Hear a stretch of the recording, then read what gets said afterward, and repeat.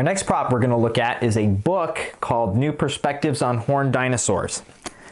Now, this book's helpful when talking about fossils in the flood because it documents from a secular perspective a case in which a dinosaur bone bed was formed as a result of catastrophic flooding. If you turn to page 495 in chapter 32, you can see the quotation. We infer that formation of the Hilda mega bone bed was initiated as more than 1,000 gregarious ceratopsians and other large terrestrial vertebrates drowned during a major coastal plain flooding event.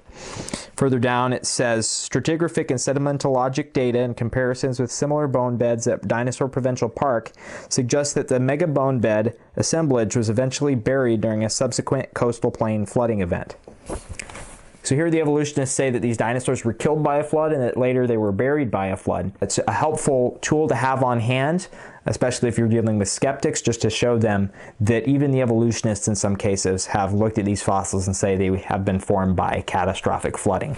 As creationists, we would look at the same evidence and we'd interpret it in light of the global flood. We'd say these dinosaurs were killed by the global flood and then later they were buried in sediment by the flood. If you want a really good book that talks about these bone beds from a creationist perspective, check out Mike Ord's book, Dinosaur Challenges and Mysteries.